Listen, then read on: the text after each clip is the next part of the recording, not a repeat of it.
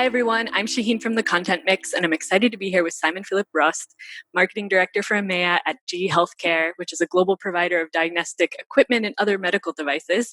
Thanks so much for joining us, Simon, or Simon, I guess you would say in German. Hi, nice to be here. Great for having me. Thanks. So could you just start out by introducing yourself in your own words? Sure. Look, Simon Philip Rost. You can hear by my accent for now that I'm from Germany. I cannot hide that, so it tells directly. I lead marketing for our digital healthcare business in Europe, Middle East, and Africa. So digital health is a broad scope. You can think of this about any kind of software you have in a hospital or in a medical provider. I explain this to my grandmother. I always say, look, we help our customers to basically use all their information they have to find insights, make this information available whenever it's needed to take their decisions. All right, so GE Healthcare is a subsidiary of GE, but it's a huge entity in its own right. Could you explain briefly what the company does and who your clients are? Yeah, sure. Look, we are a large global medical technology and digital health company. To give you some scale, roughly 50,000 employees around the world in 160 locations at this point in time. If you look how we are at the end made up by business, we follow 5 business lines. One is our imaging business. Any kind of device you would find in the radiology department is reflected there, like an MR scanner, an X-ray scanner, and the likes. We have a strong ultrasound unit as a second part. The third one is our life care solutions business. So medical devices you would find in an emergency department or in a high acuity care area in OR count into this area. We have a digital health part where I'm part of. And at the end, we have also a pharmaceutical diagnosis business. In total, we have around 4 million devices around the world. In imaging, just 1 million all over, which means we have 16,000 scans performed by GE devices throughout the minute in the world, right? If you take it to my business, I always like to make this analogy to stored images, which are important in the radiology departments. If you take all our stored images that we have around the world, it would be twice the size of images that Instagram has at this point in time. Mm-hmm. Okay, so could you explain your responsibilities and what your role is like? You're responsible for a particular business unit or marketing across all the business units in EMEA? I'm responsible for the digital health business unit and for marketing in Europe, Middle East, and Africa. Mm-hmm. Exactly. Okay. So can you tell us what it's like in the day-to-day in your role as marketing director for EMEA? Yeah, sure. Look, the beauty of my role in marketing is that it gets never boring, right? It spans a wide range of responsibilities and a large region with Europe, Middle East, and Africa as well, right? If you see how I define marketing within my job, is there are 4 big roles that marketing plays and that my team at the end supports the business with. One is marketing is a strategic partner. So we are the voice of customer. We are basically helping in strategic planning. We also handle our key accounts and key opinion leaders. So that's one big role marketing plays in our company. The second one is marketing as a differentiator, or to help to differentiate our company. That's where content marketing is a big part of it. And also the entire process around creating value propositions for our solution. A third role marketing plays is what I call marketing as growth engine. So everything that helps to, at the end, generate demand and generate leads falls into this bucket. This can be trade shows, this can be digital campaigns, this can be virtual experience, social media marketing, all of the touch points I have to at the end generate demand. And the fourth bucket or role marketing plays is marketing as an enabler. So here we want to help our field forces to sell better on the one hand with trainings, product trainings, storytelling trainings, and the likes. And also we provide the tools that at the end our field force can use to free up time that they then spend with the customer. And that's at the end, what my day-to-day role looks like. I distribute my time around all of these 4 buckets. And if you take it like in tasks, team management is a big one, customer management is a big one, and then internal stakeholders are the third big buckets that at the end I spend my time with. So your experience is really international. I think you've lived in 5 countries or so, right? How has that international experience helped you in your current role? Because in your role, you're dealing with people around the world. or at least across the EMEA region?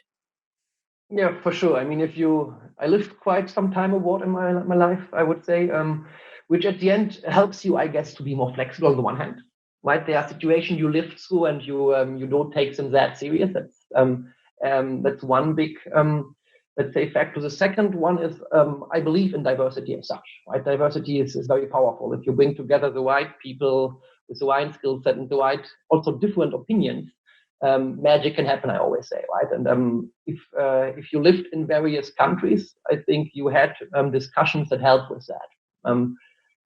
Taking EMEA as such, it's such a, let's say, broad or wide region with so many different intercultural, let's say, experiences that I guess if you have been there and you basically tasted the kind of experience, I think this helps a lot also to understand better how things are going in certain kind of let's say submarkets. But yeah, look, I enjoy being in the national environment first. I enjoy working across countries and cultures, and I think it's a very enriching experience.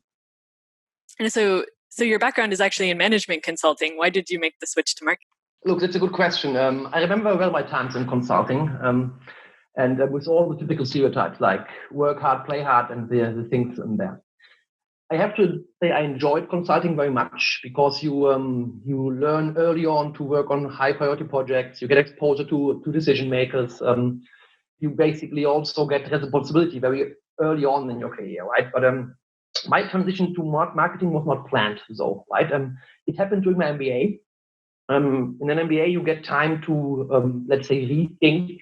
It's maybe the biggest value that you can spend time on evaluating where you are in your career and where you want to go. And I figured at this point in time that I'm missing one critical, let's say, part, which is the implementation of things, right? And I'm a person that takes a lot out of seeing progress and seeing how things basically move on. In management consulting, what I figured is you work on highly strategic tasks. You give your recommendation afterwards, but you never implement, right? Because this is done by customers.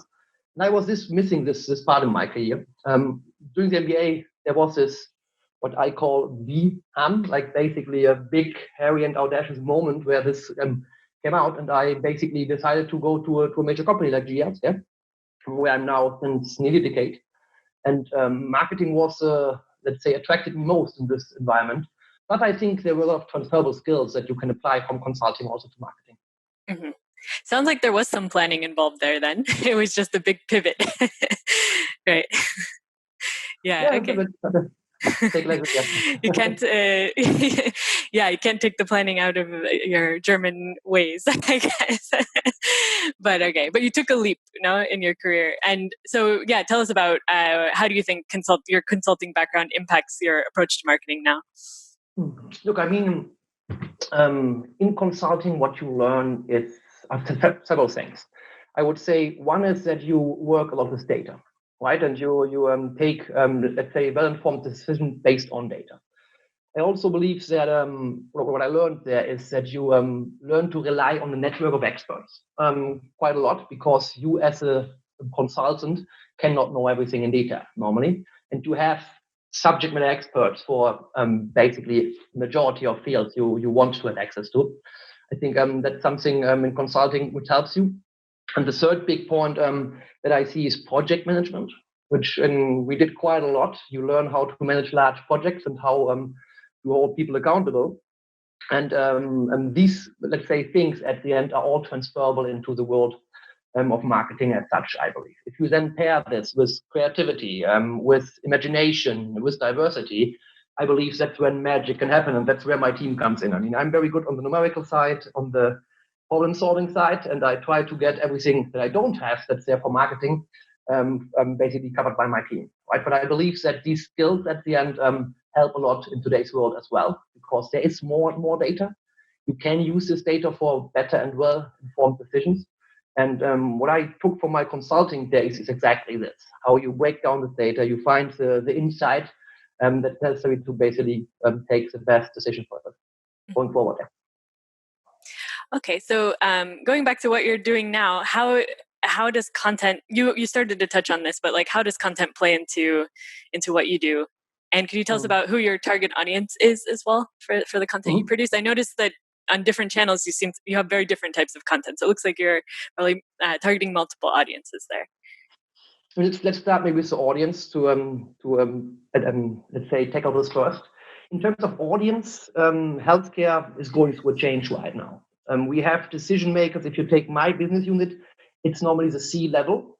So the economic decision maker on the one hand, CEO, CFO, and the CIO as such, the Chief Information Officer, because they decide which kind of system is at the end implemented in a hospital. Having said this, also the clinical decision maker is basically playing a big role here, because all of these software solutions or digital solutions are used at the end in a clinical environment, right? So it's at the end a buying center that we are approaching here, and you are right, we have to approach this differently for each of these, let's say, major target groups. So messaging is differently, content will be differently, and also the channel likely varies at the end for each of those target groups. Then you ask about content, how it plays into that.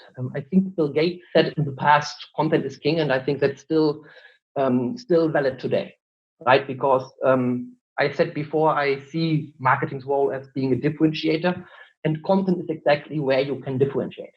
Because if you pair this with the right storytelling, I believe that that customers will hear, read, or whatever can you use your content at the end. If you ask me how, what at the end is the main, what is good content? It's easy to find, easy to access on the one hand. It has to be understandable and relatable, I always say. It has to be somehow entertaining, if you ask me. It has to be highly relevant to the target audience, and it has to be sometimes personalized, I believe, as well. I said before when I talked about the target audience that it's threefold at the end. What we also see is that the behavior or the customer journey is changing strongly in our sector. I think in every sector it's going to be more digital, but in our case it's happening as well. And what we figured out with internal studies talking to our customers is, I believe in numbers very much. So we see that roughly half of them, before they actually purchase, they self-educate themselves, right? So they consume the content on the one hand.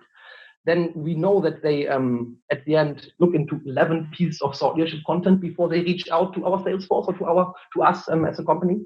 And we also see that roughly, basically 70% of the buyers did the self-education before they actually engage with our customers. So they define their needs on their own without us intervening. And that's at the end where content will play a difference. Mm-hmm. Yeah, I think. Stop me if I'm wrong in my in my assumptions here, but like I think because I imagine your target in terms of like who you're selling to are healthcare providers who are buying your devices. But I've noticed so the obvious content to do there is maybe more technical content about the applications for the devices and things like that, which you obviously do. But on the other hand, I've seen you also do a lot of content that's very about the impact that the devices have like in people's lives, and it's about that storytelling side of things. So what's the idea of that approach? And like, yeah, who are you trying to reach with that content? I mean, if you see, we have this buying center at the end that takes a decision, especially if we talk about digital healthcare solutions. I mean, on the device side, it's still a very clinical decision, right? What is a feature that helps me? If you take my part of the business, at the end, the buying center is highly interested in outcomes. So how can a software solution, a data management solution help you to either save costs, to take faster decisions, to increase throughput, to take better informed clinical decisions, to increase quality. So there are clear outcomes that resonate with the kind of decision maker. So if you take into account, there are various formats, I believe that, especially in healthcare, for our target groups are important. One are outcome studies, white papers, the likes, right? I think a second important one in terms of content, which worked well for us, is videos, mainly testimonials or subject matter experts that talk about things that help. Podcasts are increasingly also important, I see. And then the webinars that we also use quite heavily to inform is a type of content vehicle that works well.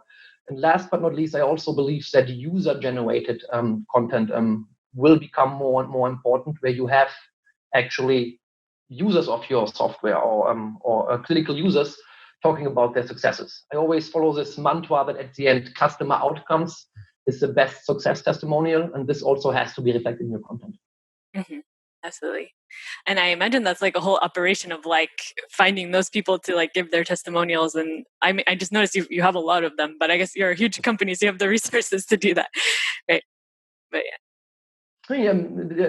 No, you're right. But for me, this key opinion leaders, how we call them, or now even if you switch to social media, digital opinion leaders, DOLs or KOLs, at the end, this is, I believe, which has the highest impact. Because you don't want to hear at the end from a company that tells you my product or my solution is the best. Correct? I mean, that's a little bit less credible as if you talk to the person who's actually using it and who achieves or the mentioned outcomes that I just said, either in a better clinical quality or doing more patients at the end. So that's way more credible, I believe. So to get them and to reach them, I think if you have a good solution, people like it and use it, they are also willing to share the successes. Absolutely. So I wanted to ask you on the thought leadership side, like, what do you think it takes to build thought leadership, and how do you think companies get it right or wrong? I mean, get it right or wrong? Yeah, we have also examples. We have hopefully a lot of examples for right. There are also some for where we go wrong for sure. I believe there's a mix of things that are important if you want to do good thought leadership. One is the storytelling around the entire, let's say, thought leadership piece you want to create. I mean, there are clear steps you can follow. We follow there a 5-step approach where you say, like, first you have to basically have a relevant challenge in the world that's ongoing right now. Then you have to see that there are winners and losers who address this kind of a challenge. The third part is then you tease somehow the promised land, which at the end is our solution, right? Because like, look, we can help you with the issue that you have or with the challenge that you are facing right now. The third part then will be you have to introduce some kind of magical gift or feature that your product or solution is providing. And then the last part at the end is you have to clearly prove that you're actually achieving that, in best cases, testimonials. So I believe the storytelling thing or storytelling framework, whatever you use there, around thought leadership is very important. The second big point I believe is important is the actual thought leader as such who's delivering that. And this, in best case, is testimonial or is a subject matter expert. And in best case, as I said before, it is a customer. As I said, like for me, basically, a customer outcome is the best success testimonial or the best thought leadership you can achieve. Okay. Yeah. So that comes to my next question is about how do you pull that expertise from your customers or from members of your team or thought leaders in your field? Like, how do you, because a lot of times those thought leaders are not necessarily great content creators. So how do you make content out of that? I would say they sometimes they don't know yet how good they are. That's what we see frequently. Correct. I mean, it's as I said before, for us in content, one big part of these outcomes, and these outcomes you only achieve if you work together over a long, let's say, period with your customers in a project. Correct. Large IT projects are not. You implement that and then you leave them alone. It's normally a long period going into 10 and 15 years where you are together and you know exactly where they started, right? And when and where they will at the end because you are part of this journey. We involve them early on when we basically help them to see where are you today, telling them this is how many patients you do per day, this is how many exams you can run, and we do frequent kind of, let's say, checks where they are throughout this period, which at the end is outcomes I'm referring to. And if at the end customers see that this is really happening and it's tangible at the end, they feel also more comfortable to talk about that. So that's the important point. I believe. You asked me, how do you define this? I mean, that's normally, if you're a company like GE, we have many customers, but we tend to focus on the ones where we also have success stories. We develop them together with them, and then we talk to them where we can implement these kind of outcome studies. That's one way to identify them. Another way at the end is our internal knowledge. In a large company with more than 50,000 employees is also a big asset. So we have product specialists and customer enablement teams that know exactly what a solution like the one we provide is able to do. And this kind of conversation sometimes also happens, that we bring them together and have workshops where we identify what the best thought leadership, article or piece would be. So do you have an example of a piece of content that worked really well? Thought leadership content or otherwise? A good one I remember, it's an artificial intelligence webinar that we did roughly right before COVID hit us, or a time before that, which was basically like, I said before, it has to be entertaining, it has to be relevant, it has to be something that's also relatable in your world. And we took, let's say, a very hot topic, which is artificial intelligence, and we brought together basically various parts of the ecosystem to talk about that. So we had a lady from a startup that talked about the experience of artificial intelligence and what's needed to make it work from a startup standpoint. We had our chief medical officer who covered at the end the GE side of things and the medical, expertise there. We had one of our customers, the CEO, who covered at the end. She covered the operational part of the thing, and we had an industry partner, and we did this like basically a TV show, like a moderated discussion. And I think this at the end, if you see the numbers, how many views we got and all of this, this was very successful. But it came down to the things I told you before. You take a relevant topic, right? You apply storytelling to it. And then you basically make it relatable and relevant for the audience. Mm-hmm. Cool. Yeah, it's really cool to make it part of a broader conversation on a really relevant topic, like you're saying.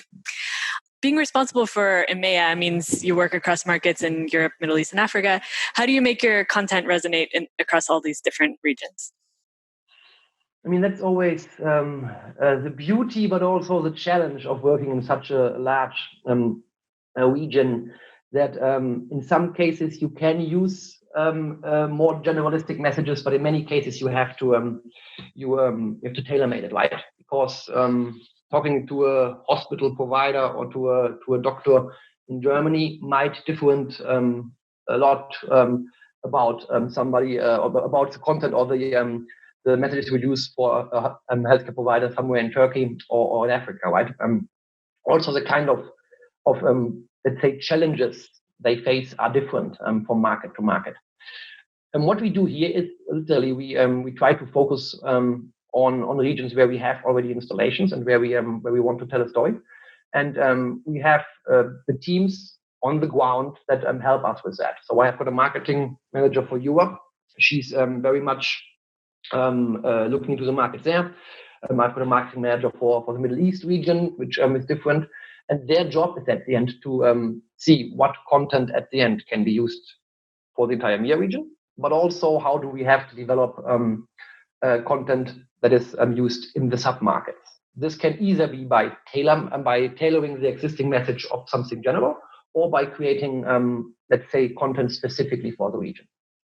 Right, it's on the one hand the beauty that we can share resources there, and that we also can learn from each market and apply this somewhere else. But it's also the kind of challenge that you have different languages, different challenges, let's say the kind of fine line between this generalization and tailoring the content. That's where at the end, these teams play an important role. You had mentioned that with your background in consulting, that one of your strengths is like analyzing data. I was curious that, or maybe not. What? No. but no, but I was curious because content marketing, of course, is like notoriously difficult to measure the results of. It's very like a long-term play. Do you have any like tips or I don't know insights on what data is important to look at when it comes to measuring content marketing? Look, I think content marketing gets more and more measurable. I can give you an example of a current virtual trade fair where we took part of, where we're actually able to see exactly how long customers looked at certain kind of assets, right? And so we could see in a video, for example, that if the video is 12 minutes long and it drops in minute 8, that maybe there's some kind of issue with the content you produced. So I believe data is out there a lot. We just have to get better to use it, correct? And if you take the typical KPIs that you look into, is number of clicks. I mean, this helps you to see is it relevant or not, but you don't know how it's actually consumed. In today's world, you have KPIs that give you exactly this this insight on how content is consumed. It can be the length of how long people look at videos. It can be how much time do they actually spend on certain kind of pages in your PDF, and there are ways to measure that. We just have to get better to bring this data together and at the end take better decisions on that. But I would argue the fact that it's difficult to measure content marketing. There are ways that you can see how often has it been looked at, how long do people look at it, are they taking actions and downloading a second piece of thought leadership afterwards, and these kind of things. To bring all the data together, I agree, it's still a challenge because it's housed in various systems. But I believe that right now we have a lot of data points we can use to measure the success. Yeah, I imagine part of the challenge is there's just so many data points, and it's like, how do you know which one's really meaningful? Because maybe someone's looking at this page, but if they're not the right person, then it's not relevant, right? So that's it's a true point. I mean, but that's also something where I believe you have to make data your friend. And I see this right now that's changing also due to the pandemic, because more formats are basically moving to a virtual environment, so you can track what customers saw and what they are doing. And I try to move my team right now to take more data-based decisions. And we do this by doing post-mortem meetings after any kind of initiative we did.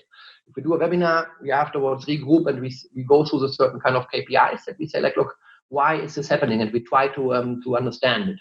Yeah, you're right. It's not always easy, but I think if not now and then, because right now we have this data points at our hand. Absolutely.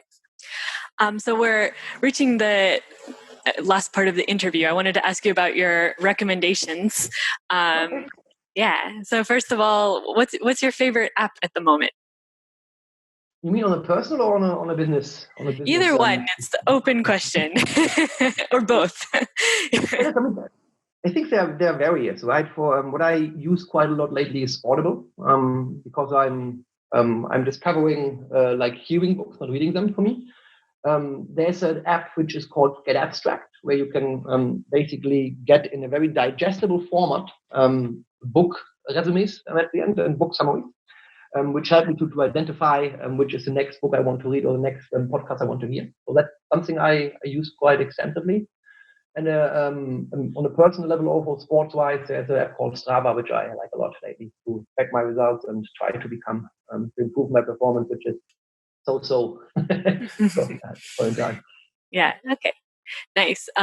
Yeah. So, and then, what's your favorite marketing or business book, or one that you've read recently that you recommend? I mean, I have one here to my right, which I enjoy a lot lately. I mean, books, there are so many good ones out there, which I can recommend is If Disney Ran Your Hospital.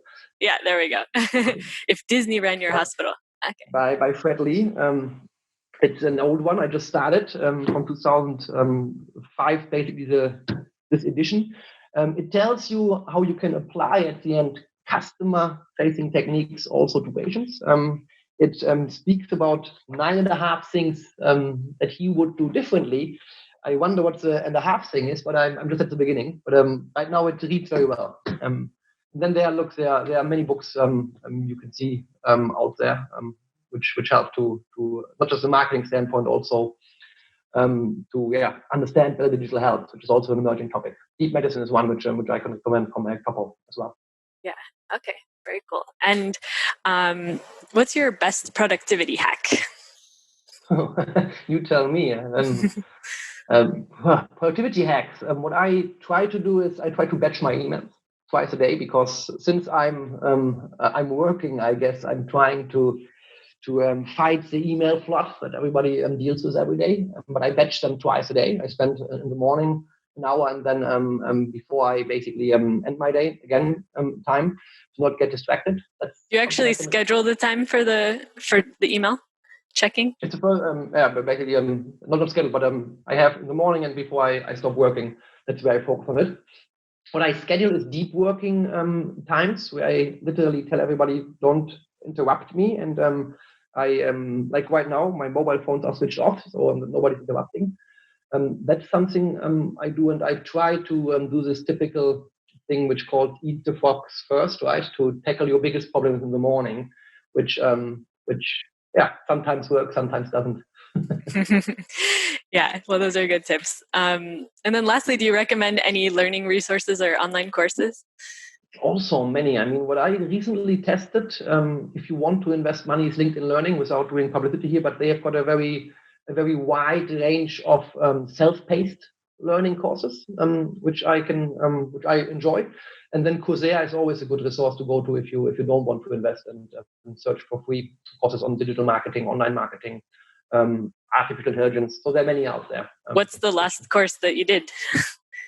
The last course that I basically did was on digital transformation in LinkedIn Learning. A good one, but also very dense, I have to say. You have to, as a productivity tip, you have to schedule time to get it done at the end.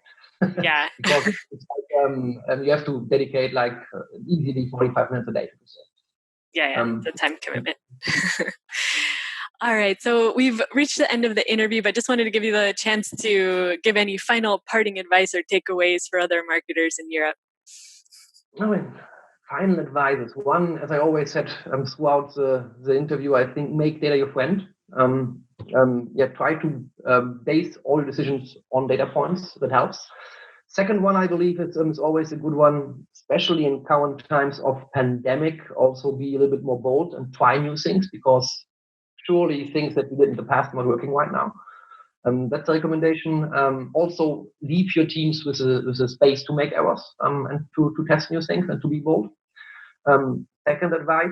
And the third one, which I try to do more and more, is also to reach out to the external world, to look into other sectors to see what's working there, because it might also work in your world, right? That's a typical old consulting trip, which I would recommend you guys to broaden your horizon a little bit and look more to the outside and not focus only on internal challenges you have at this point in time. Absolutely. That's a very good note to end on. Thank you so much, Simon Philippe, for sharing your insights with us today. Thanks for having me. It was really a pleasure. Yeah, and thanks everybody for listening in. For more perspectives on the content marketing industry in Europe, check out thecontentmix.com and keep tuning into the podcast daily for interviews with content experts. See you next time. Bye. Bye.